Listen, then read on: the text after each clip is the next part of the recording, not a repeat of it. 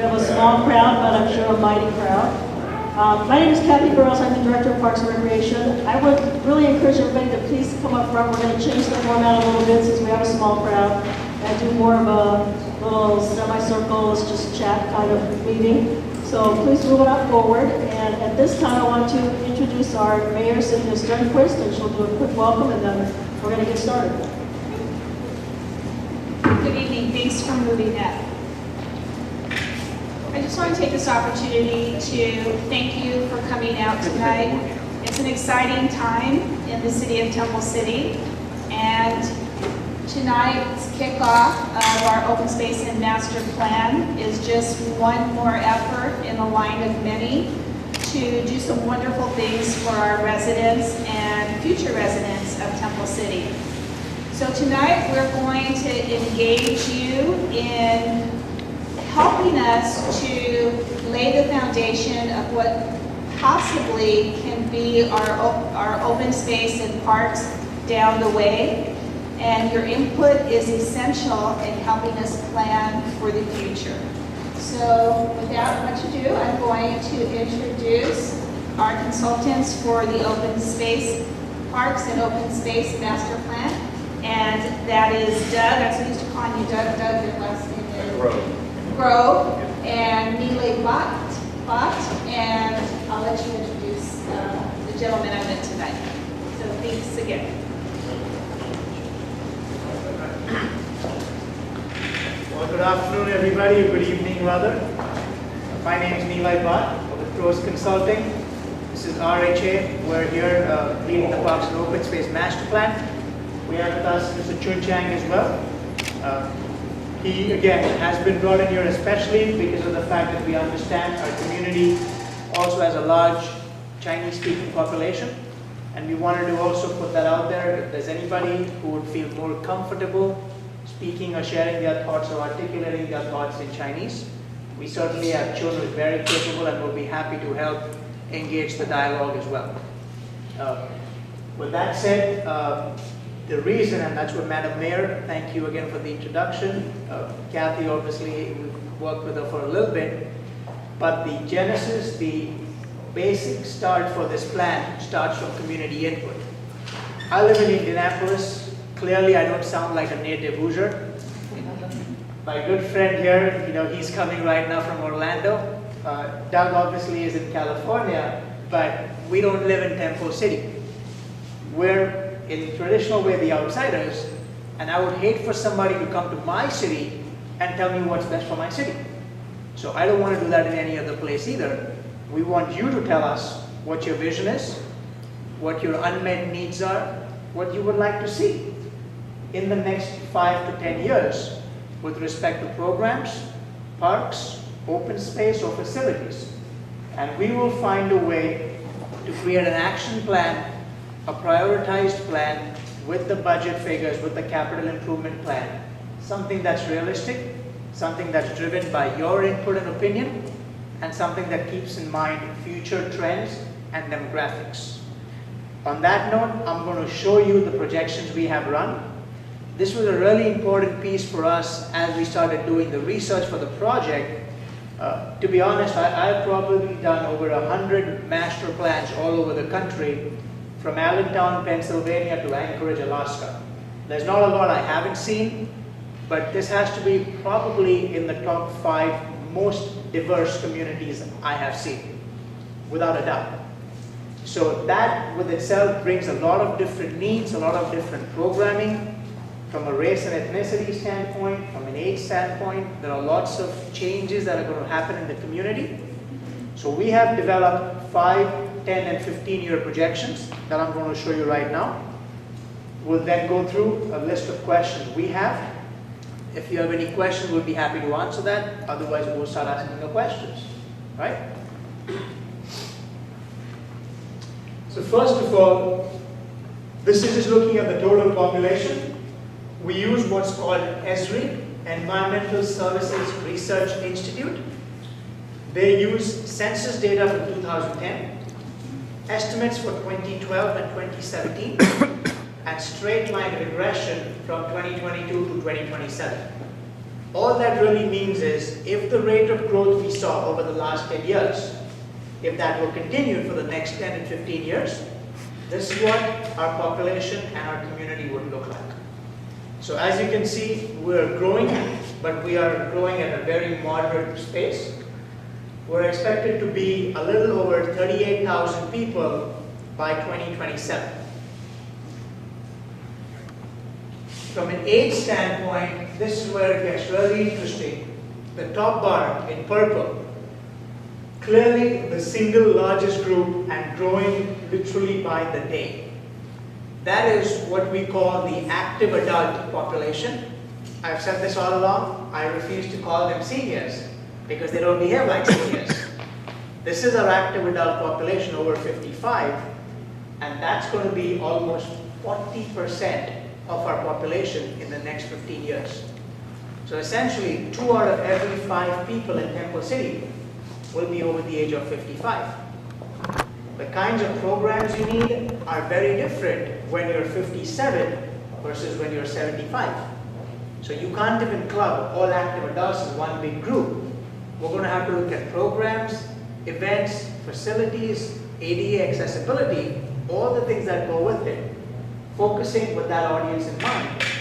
But also looking at the other end, where the red and the blue at the bottom, it's almost at 40%, which are our young families. People under the age of 35 continue to be a consistent segment of the population.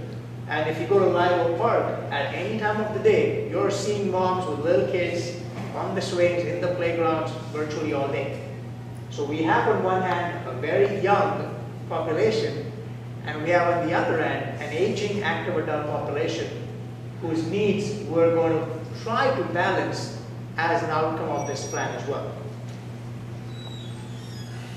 The other aspect we spoke about, which makes us very, very unique, is race and ethnicity.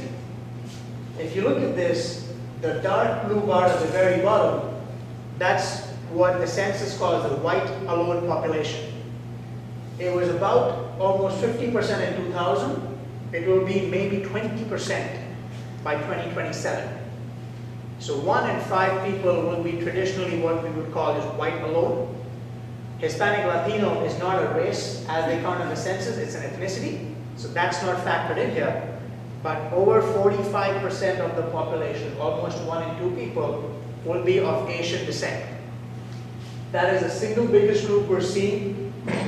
It's going to go bigger and bigger literally in every 5-year projections. We're not obviously clubbing all of them into one, but the single largest group within that is the Chinese-speaking population as well. So again, the type of programs, the type of opportunities you're going to look at developing as well are going to be very different. If you had more people like me, you probably want to build cricket fields in Temple City, which probably isn't true. So depending on what the audience is, the race and ethnicity influences how you participate in programs as well. Typically, as we've seen, here you have among the largest household sizes almost anywhere in the country. The national average is about 2.3 people living in one household. Here, it's about 3.03 people. And I can see that looking even from the background I come in, is traditionally you have multiple generations living together in Asian or in Hispanic Latino households. So you often have parents, you have grandparents, and kids all living under the same roof. So programming that's focused on the family, multi-generational programming where the family can participate as one, is also going to be very important as we look at not only the changing race and ethnicity, but also just the composition of who lives under the same roof in Temple City. And with all that said, given that you're probably supporting more people, you're going to have lesser disposable income. So there's certainly a value we place. By and large, education is not something you compromise on. So that's something you're going to spend money on. But beyond that, a lot of the disposable income as parks and recreation, you compete with everything from the mall and the theater to the iPhones and the iPods and the video games at home. So we're going to be struggling to identify what people are willing and able to support, which is why through this process, through the survey and everything else, we want to try to gain the community's priorities so that we'll try to identify the gaps and unmet needs and areas that people are most willing and able to pay with the limited disposable income that they will have. So this, in a nutshell, is what Temple City will look like from a population, age, race and ethnicity, or income standpoint in the next 10 to 15 years. Very diverse, growing to some extent, definitely aging, with limited disposable income. Any questions, comments? Does this surprise you? Yes, ma'am. What surprises me about that is the close proximity of the median income and the average income, which means we don't have a lot of really rich people. We have people at the upper income level who are close to the median. Yes, that's a great observation. That's probably got to be unusual. It is. It is. And essentially, what you're saying is the red and the blue bar, typically the difference between them is much higher. The average is typically skewed by a few people making a lot of money, makes the average look really, really high. The median is the exact midpoint where 50% of the population makes over that, 50% makes less than that. Because the average and the median are so far closer, but the per capita, the green, is so much smaller. That again is an indication that you have a lot of people working, but earning less. But because they live under one household, that's why the household income is close to $50,000, even though on average an individual makes only $20,000 a year. In a per capita, per person standpoint. So again, it goes back to the fact that you have a lot of people living, making adequate but not way too much, and thus again having limited disposable income over and above their basic needs. Great observation. Any other questions, comments? Agree, disagree? Whatever you're smoking, I'd love to have some of it. Yes, ma'am. A comment. What's interesting to me is that the projection shows that there's not going to be a huge amount of disposable income. Right. And I'm wondering if it's because, our property values are very high. Right. And is that money going into the cost of the home and limits the disposable income? Because you would think if someone can afford a $800,000, $700,000, $800,000 home, that you would have quite a bit of disposable income. Good point. Possibly. I don't know. As we looked at it, a lot of people have lived in Temple City for a very long time. So when they bought the houses, the values weren't nearly as high as what they are now. So their actual payments at that point in time were probably not as big a chunk of the overall income as if they were buying an $800,000 house right now would be. Part of it, you're also largely built out. There's not a new development going where you have people coming in unless there's turnover. So to me, I think the larger component of the limited disposable income is the fact that their income to begin with is much lesser, which is what the per cap, the green bar shows. Even by California standards, your per capita, per person income is on the lower side. Also, the fact that you have more people in the household, fewer people supporting them, means that you have a number of non-wage earners, I might say, who might have fixed incomes, and they're sort of being supported on that itself. Does that answer your question? Yeah. Yes, sir. Is there a trend of renters versus owners for the area? There is. I don't know that off the top of my head, but I can look it up before the session is done and I will let you know. And also, somewhere there's a balancing point where the cost, the affordability number gets to a certain point, and then somebody decides that area, as an example would be Arcadia. Arcadia school systems are losing students at the high school level, and one of the reasons that Arcadia has been given to the public is that the cost of going into Arcadia is too high. Right. So the young people who have children that would go into the school system will not go into that. Is Temple City getting to a point where the affordability index is going to change the growth number and all of a sudden it'll plateau or it'll start going down? Don't you think California itself is at that point? To me, I would look at it to some extent in that way, that in general, affordability is going to be an issue. You know, I certainly do see that. The last 3 or 4 years of the economic downturn clearly haven't helped. Right? So, you know, yes, possibly looking forward, you might have a situation where you'll probably plateau, maybe even go down, maybe not, I'm not sure. But clearly the affordability and the high property values do discourage a lot of new young families from possibly moving in that area. I could certainly see that. Any other questions, comments? Yes, ma'am. I was wondering, the density that you referred to earlier, is that different in any points throughout the city, or do you know that? Did you mean density or diversity? No, density. You said there were 3. Oh, just households you mean? Yeah, 3.03. Correct, households. correct. Is that?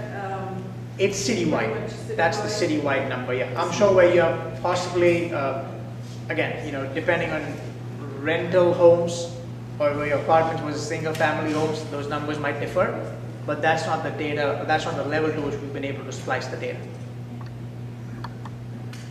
Were you going to say something as well?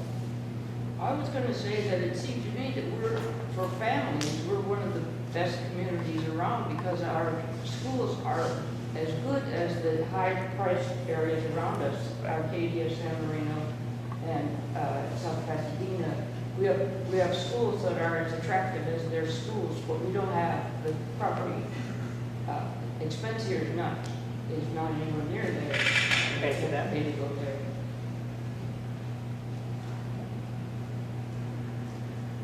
Any other questions, comments? Okay. So what we're going to do is, from here on, this is the first step of the process. We're going to have more focus group meetings tomorrow. We'll have a similar open public meeting tomorrow evening at Live Oak Park.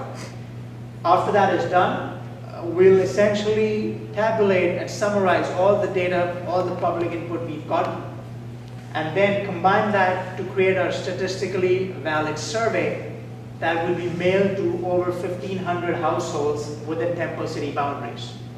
It'll be a 4 to 5 sided survey, a lot of yes or no questions, but choosing what you want, what you need, etc.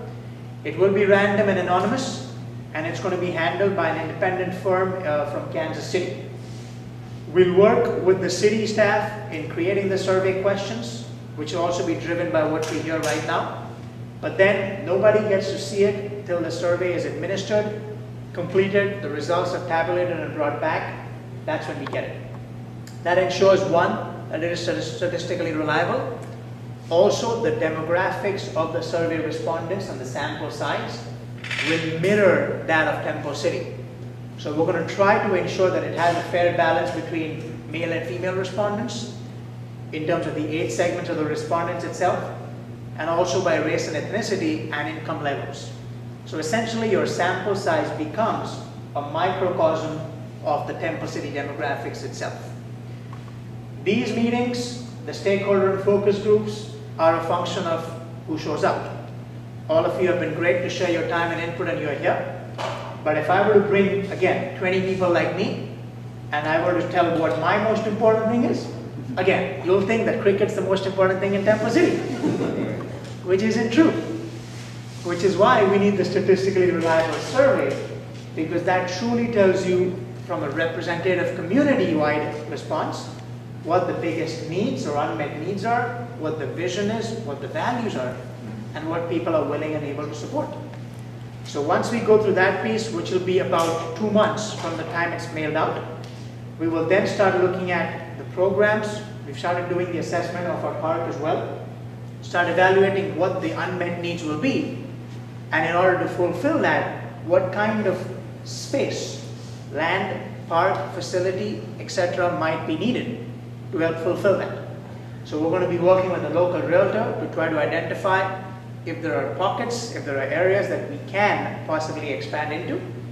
evaluate partnership opportunities if there may be something that exists. I know we already partner with the schools here, but if there are other things that we can possibly do, and then combine all that into a capital improvement plan and a 5 to 10 year action plan. The first 1 to 3 years will be more concrete with specific tactics. Beyond 5 years, it's really a broader strategy and a vision. And the reason behind that is, 10 years ago, there was no Twitter. 5 years ago, there was no Instagram. Right now, Instagram is worth $1 billion and Twitter is the #1 source for news or breaking news in the world. So we don't know what 10 years later is going to look like. Making a plan right now is pointless. So what we want to really do is ensure what you have is realistic, but also something that's dynamic, that as things change, and you have so many wonderful planning efforts happening. In the last year and a half or 2 years, the city has done a tremendous job looking at your bikes plan, looking at this plan. You've got a transportation element going on as well. So we're certainly bringing a lot of new things to the fore, and we want to ensure that the plan stays relevant to you, not a fancy piece of paper with pretty pictures. So the first 1 to 3 years will be more specific. 5 years and beyond is really going to be a vision, and ideally we'd recommend that every 5 years you ought to update your master plan. Your community input, the Dems and trends, the survey needs, etc. will certainly change a lot. So that's what we would typically recommend. So this entire process would be between now and September is what we've typically outlined, by when we come back to you with a draft report saying, here's all the findings, this is what you told us, this is what we heard in the survey, these are our assessment and analysis and recommendations. Now, before we finalize the plan, before we go to the mayor and the elected officials, do you agree? Is this where you want to see Temple City moving in the future? If not, there will be a chance to provide more input. Otherwise, we'll move forward with that. Again, understanding that this is not a set in stone plan. It will provide input and ability to keep providing input as you go forward. But at some point, you need to have a ready, completed document, right? So this is the next 6 to 7 months from now. I typically try to schedule every project in winter in California and Florida, so I don't have to be in Indiana. So that's why I'm making the most of my time here. But in essence, our team is going to be here at least once a month, if not more frequently, between all of us. Through Kathy, through the team, there will be opportunities for input on an ongoing process. So don't feel like if you haven't shared something today, this is it. If you feel like you go home and you forget something and want to have another shot, tomorrow evening you're most welcome. If there's other people you know who missed out and would like to come tomorrow as well, please feel free to share the word, right? So before I start asking the questions, any questions for us, for the team, the process, our background, what we had for dinner, anything? Yes, sir. Your sampling is going to be 10% of the households of Temple City, as I see it. So what is your experience of the return that you get from that? And do you use the World Wide Web at all as far as sampling any of the data from anybody else that would care to participate? Or are you cherry picking the people that you feel is a cross-section of the survey? Great question. So just to repeat, first of all, is the sampling is about 10% of the overall households. What kind of a return rate do we expect? Typically, we'll get at least about a 20% return rate with the mail follow up by a phone survey. So we've outlined a minimum of 300 completed surveys. It'll be at a 95% level of confidence with a 5.5% margin of error. In essence, it just means that for something to be scientific, you have to be able to repeat the process over and over again and get the same results within a certain margin of error. So we're 95% sure that if we were to do the survey over and over again, the results would be in a range of plus or minus 5.5%. That's what makes it scientific. The reason we can't do this online or through the World Wide Web is because it allows the opportunities for me to ask 10 of my friends to join in and take the survey, which skews the reliability. So I can't do that. I see. But there is an option, and we're talking to Kathy about that as well. She said yes. Okay. What we're going to do then is also have an online survey through SurveyMonkey, which will be open. We're going to be working with the Youth Commission, with the Chamber, with the city itself, to to highlight an online link that anybody that hasn't come here, hasn't come tomorrow, doesn't get mailed the random survey, can still do that online. We can't cherry pick who gets the mail survey. Again, it has to be random, but we'll ensure that from all the responses we get, the sample still mirrors your demographics for sure. So we'll get over a 20% return rate, we'll exceed the target for sure. We'll have an online component, but not a part of this survey to ensure the integrity of this process. And it's going to be fairly similar in terms of the questions we ask, so we can sort of cross-reference the questions and the responses across the broad spectrum of mediums. Does that answer your question? Yes, thank you. Okay. Yes. Anything else? All right.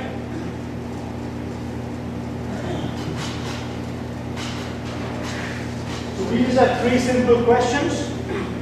There's no right or wrong answer again, and for any of you, as you feel like comfortable in sharing your answers, please go ahead. I'd like for you to sort of put on multiple hats, if you may. If there's an organization, an agency, a special interest group that you represent, for sure feel free to put on that hat. But also thinking in terms of you or members of your household, if there are people you heard from that you know might have certain needs, certain requirements, then I'd certainly look forward for you to share that as well. Right? Just again to repeat, anybody who would feel more comfortable sharing thoughts, responses in Mandarin, Chinese? Or are we all sticking to English? Okay? So from your standpoint, what does the city of Temple City Parks and Recreation do well? What do you like? What do you enjoy? What would you like for them to continue doing? Yes, sir. They're short on land, but great on program.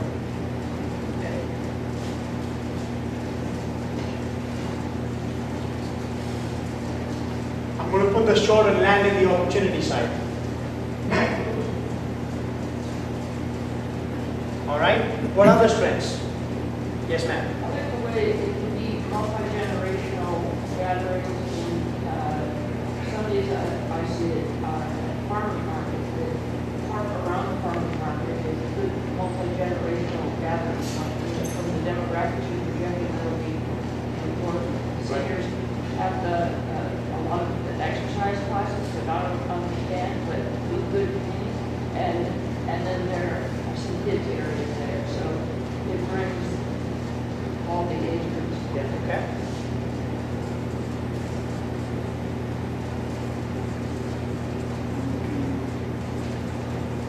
So just multi-generational offerings? Yes?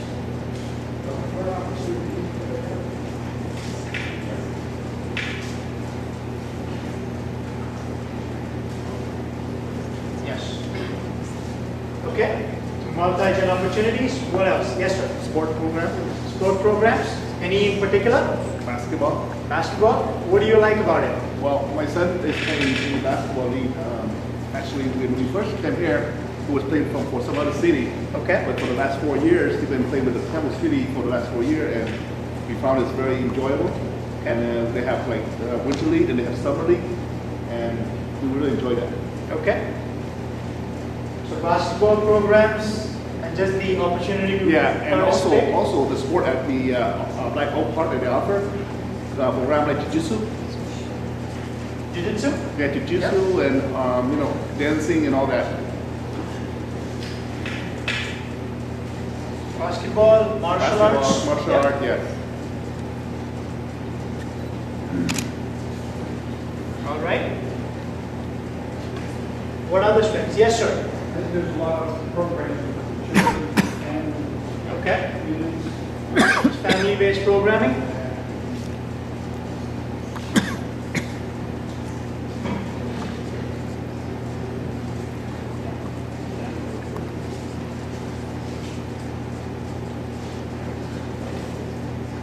Okay.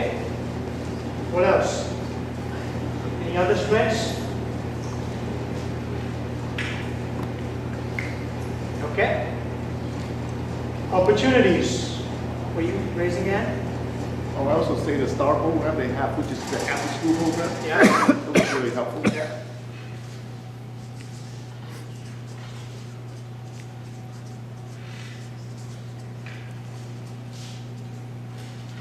Okay. What about it do you like? You mentioned the after-school program? Yeah, the STAR program? Yeah. The STAR.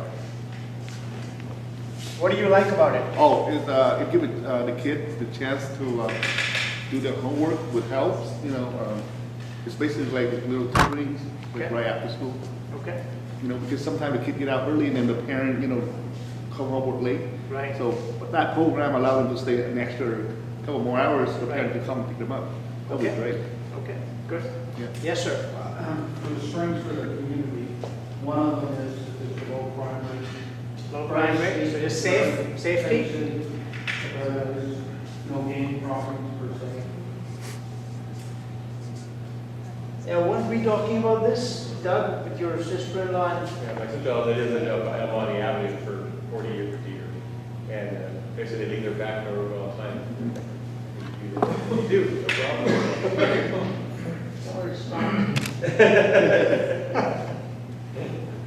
Yes, sir.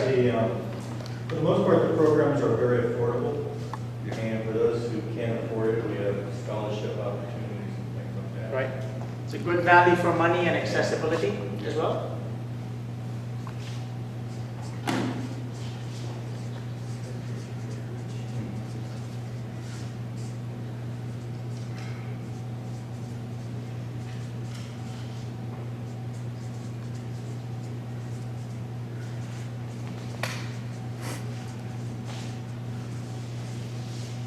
Okay.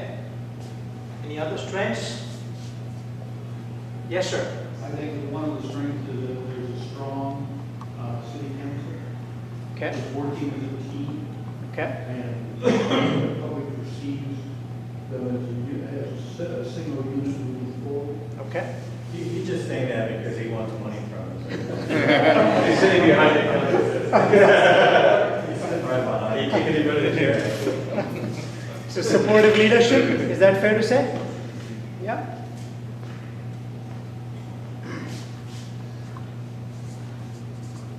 It helps that we have two former Parks and Rec commissioners on the council.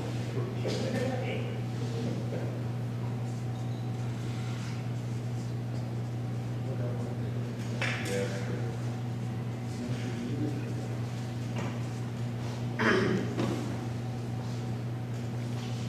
What are the strengths? No strengths? Yes, ma'am. The facilities within Lego Park, like the tennis courts, the basketball courts, things like that.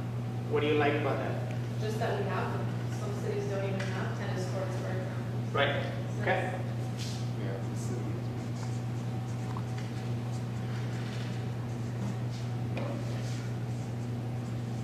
Yeah, I think a follow-up to that would be that they're well maintained. Well, I think. Yeah, I don't know that we ever did too many complaints about it. I mean,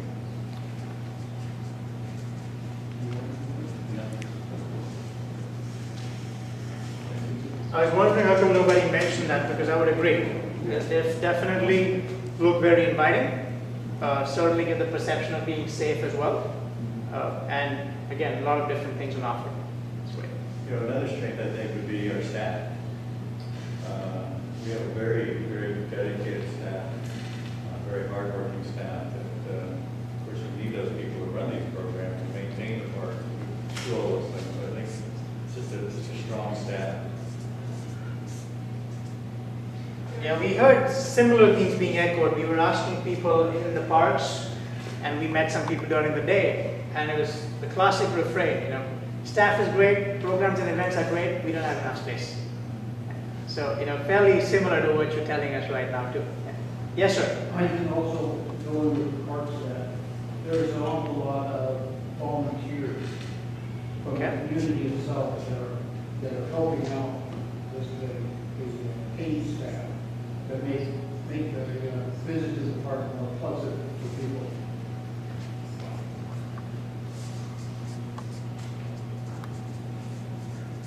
So volunteer support.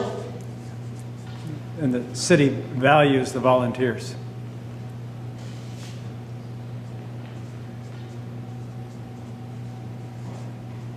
Okay. How does the city show its value or appreciation for the volunteers?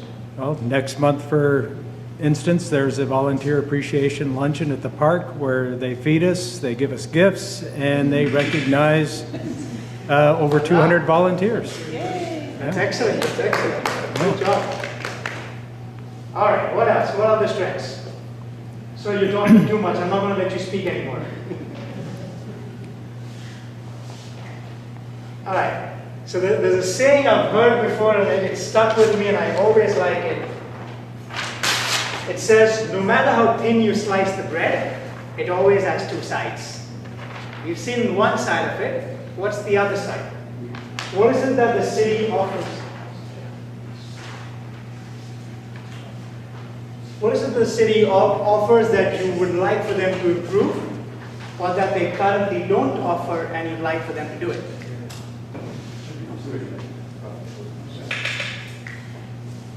No opportunities?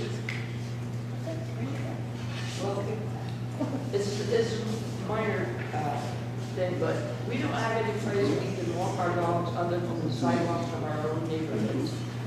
And we can't walk through the park on the sidewalk with the dog. Right. And I understand that the reason, people don't pick up after their animals, but some people do. And Right. it would be nice to have an opportunity to walk your dog somewhere where there isn't traffic right next to it. Sure.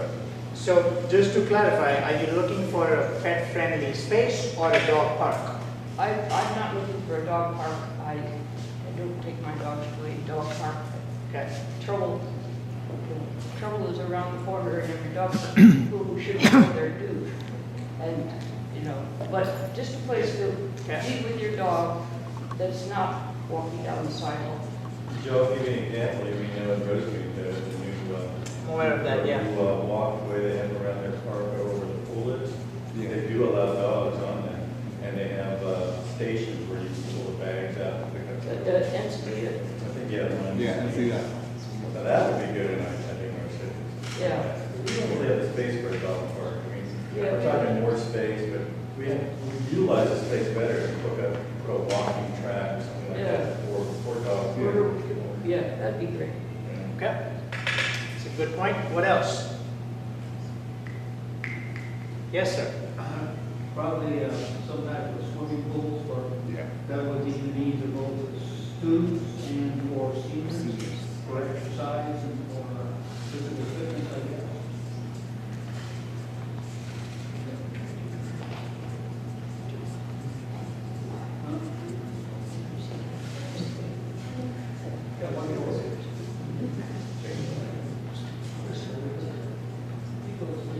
All right. I think an opportunity that we've been talking about lately also is to try to incorporate open space in some of our new commercial developments. Okay. Whether it be a small area to sit in, some green space, things like that. So trying to partner with private investors in future commercial development, developing open green space or open space. Sure.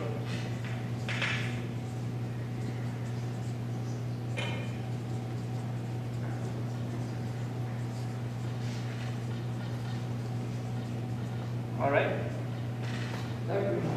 Pocket parks, we don't have any pocket parks, just a corner somewhere, put a tiny little park in with a couple benches. And, yeah, it's related to the one you just put up. Okay. But it doesn't have to be in a commercial area, it could be in a residential area. Okay. Yes, sir. My son, back to my son again, my son played basketball, and I realized that for the last 4 years, the number of basketball teams had increased like at least four or five times the last 4 years. So I assumed that we might need a gym for basketball because we don't have a gym. And then the kids have to practice in the rain, sometimes hot, cold. Right. Summer is like really hot, so it would be nice to have a gym. People in the LA area shouldn't be talking cold. I'm coming from cold. So it would be nice if we could have a gym. Yeah. Basketball gym. Oh, you don't have it yet. So if I may just take your point forward, are you looking just for a gym or are you looking for an indoor recreation space? Basically more like a basketball gym because we need that. Okay. Yeah.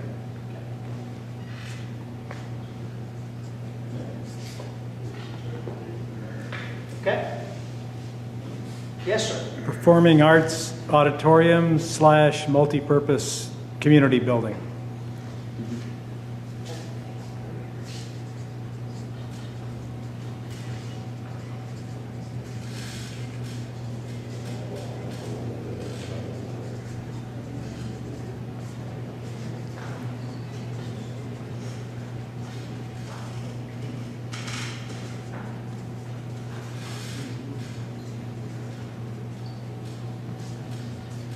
What do you envision in a multi-purpose community building? Something that could just be general purpose, that can be converted easily, that would be an all-purpose. I mean, we don't have a whole lot of land here, so it has to be multi-purpose. Sure. So, There's flex spaces. right, and there's a lot of opportunities like this where the city is going, where we could be meeting in that type of a room Okay. rather than a school or something like that. There's nothing wrong with meeting in a school, but Right. there's those opportunities. Okay.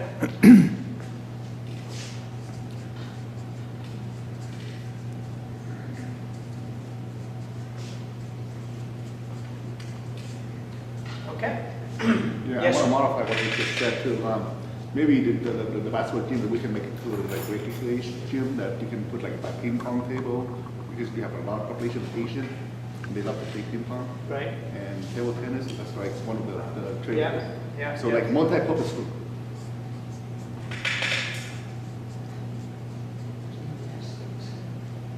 Okay.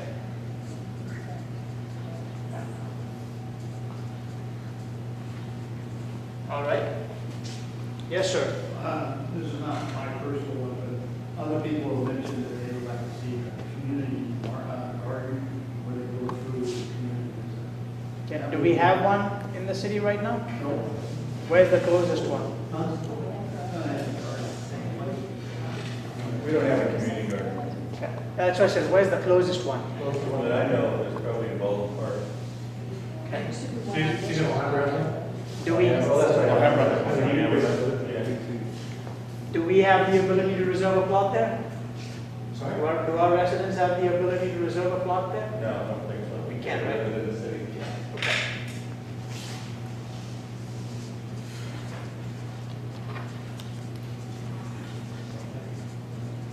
Community garden? All right, what other opportunities?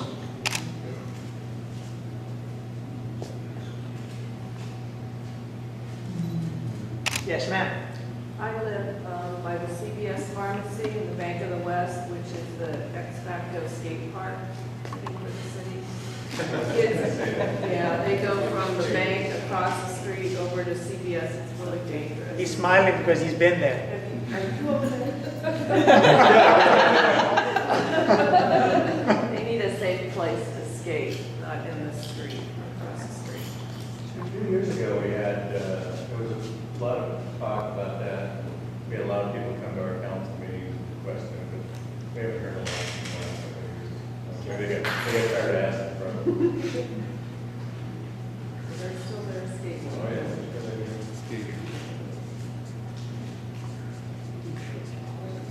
All right, safe place to skate. What else? You guys are community members too, you can put on that hat. We have 2 washes that go through Temple City. I'm just wondering if there's an opportunity to maybe do some type of trails or walkways along the washes to incorporate That eat wash. that. We can wash it, You're a hot dog. one of these things. Actually, we did that a little bit already, but yeah. There's actually a countywide plan that's talked about green wash. Incorporates about 4 or 5 cities that are living right in the area of good weather. I think that's a great idea. Okay, good point. Anything else? Some more field spaces. I know we don't have the space to do it, but we have as many I know we have a ton of basketball teams, but we also have baseball and football and soccer. Okay. In particular, lighting field spaces.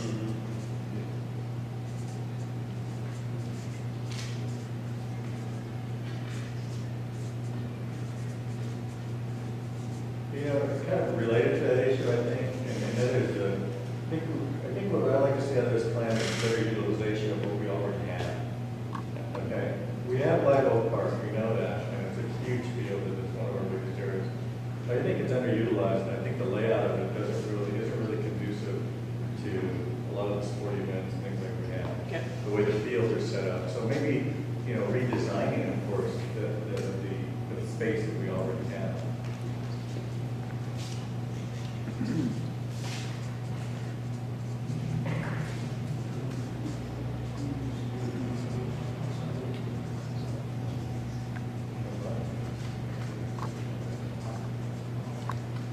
All right.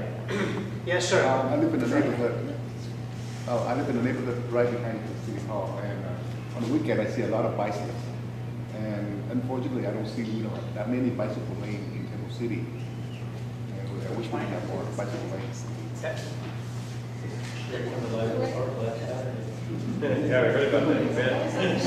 Yes. We had our bikes event. Got about 20 bicycles, right? Yeah, but that was the kickoff. I was going to say to the opportunities on Lost Tunes that we can incorporate some areas that Joe was speaking to about like little parklets where people can gather and, you know, get a cup of coffee from a neighborhood coffee shop and then go outside but yet feel protected, kind of like the new McDonald's where they have a balcony, if you would, and you can Right. sit out there, but you're not going to feel like you're on the sidewalk and a car's going to come.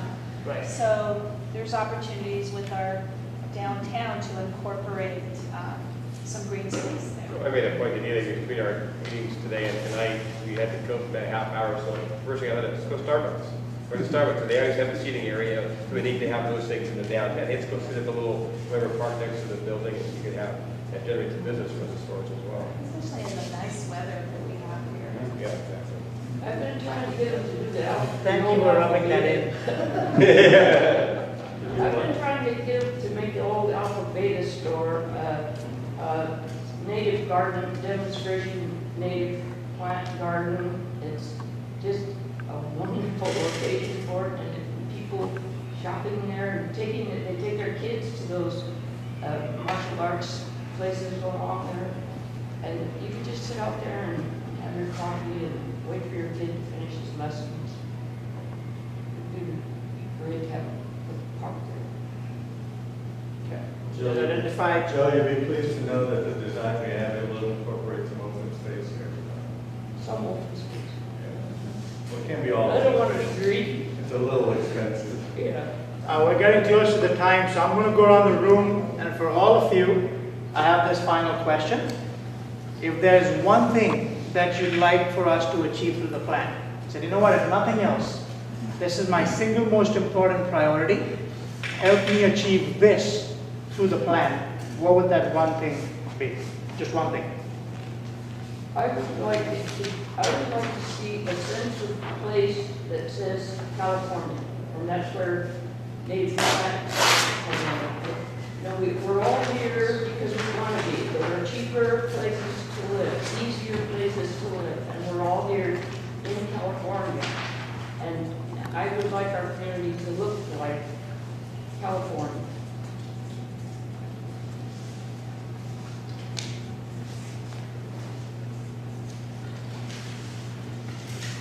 All right, Madam Mayor. So one most important thing. So many, let's see.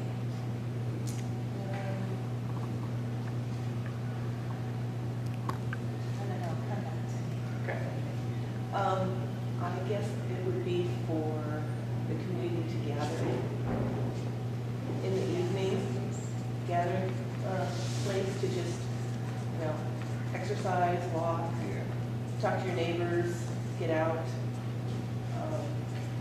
I know we had talked about outside dining along the line, but just basically so that you could be out meeting your neighbors. Sure. Okay. Yes, sir. More open, usable space. Okay.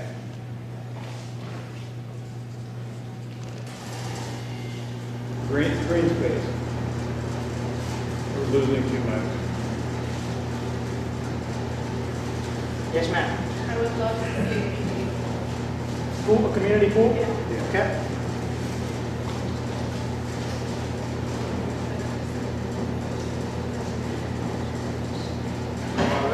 Yes, sir. I guess I'd like to see a realistic plan that leads step by step, enhances our strength, and takes advantage of all our opportunities.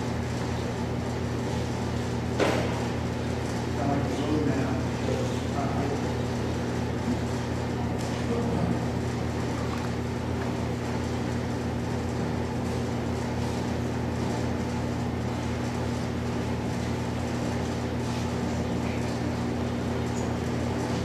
So realistic plan and roadmap for future opportunities. Is that fair to say? Okay. Yes, sir. Well, unless we're able to annex some property, which I think future activities are looking at. And obviously, it's very expensive to buy property, we already know that. What I'd like to see from this is how you can tell us how to better utilize what we have already. Okay? But we do have some space, but I still think it's not utilized as well as it can be. A lot more things that we can do with that space. And I think you guys, as the expert, can give us some insight into that. All right. Yes, sir. I think although the gym might be a bit of a stretch, I think it would provide a lot of opportunities just for the children and teens, and we can even do adult leagues and whatnot. Okay.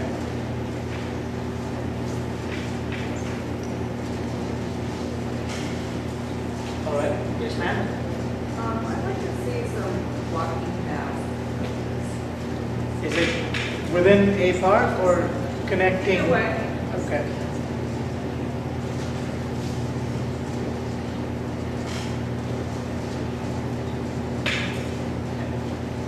Yes, sir.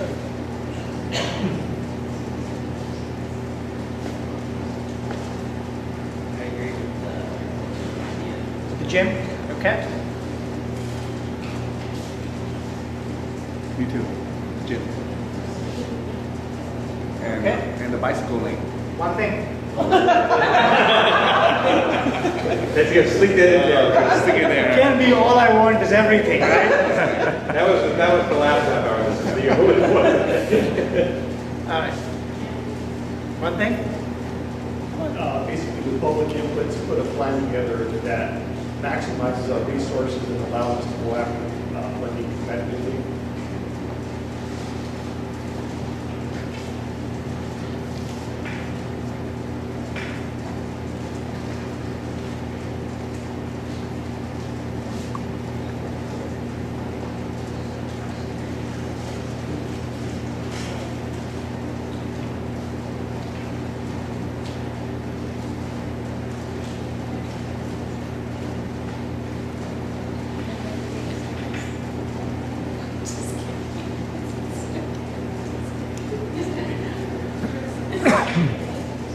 Use public input to develop a plan. Where do you go? Well, that was quick. All right. Who's on overtime? Very top one, not a central place, a sense of. A sense of place. So in everything you do, be thinking about, this is California, what does California Yes. look like? Yes. Okay. Thank Sure. you. One second. ma'am. Yes, sir. Maximize and renew a relationship with the school district who has the open space, and to utilize that and co-partner with them. What was the first part? Maximize? Yes. Well, maximize and partner with the school district to use their open space, Okay. since we can't invent land. Good idea.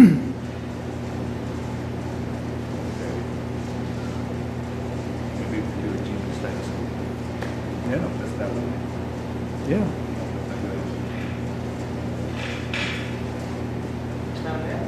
I've been wanting one thing, a new park. It has a gym, a pool, a dog walking path. Again, that's for everyone. One thing, the park, it is property. But you waited. Just like you fair right now. He's thinking like that. Just give us a piece of land. How's that? Mr. New Signature Park? Is that fair to say? Yes. Okay. One thing. Okay. All right. Just to piggyback on, Is this your one thing or something else? it's one of the things when they say to maximize, we can, in a sense, create new areas to use, like the water district, mentioned that. And maybe the plan to come up with some alternatives of how we can maybe bridge an area that's, in a sense, a river canal or something, and on top of the park. That may cost a lot of So money. it would be maximize what you have, right? Yeah, Basically. basically, looking for alternatives, realistically, and along with some realistic ideas of how the school and the city can share their assets. Tangible things to do. All right. Can I add a side note to the school district? I just want to mention that there are several school districts that we work with. Longden City School District would be one, in addition to Longden. So I just want to make Arcade also. happy and. Yeah, we actually have, we actually call the schools on that plan over there and see what was in it, see what was out. Some of the cities are putting gardens in the school. Yeah, your high school has. So in the interest of everybody's time, I want to get the meeting to a close. We'll stick around. I'm happy to talk to people afterwards too. But again, thank you all for your time and input. As we said, this is an ongoing piece. Anything else you think of, show up tomorrow. Sign up for the online survey. It helps spread the word for us. The more people participate, the more buy-in we'll have. This is really your plan, so help us help you. Thank you very much.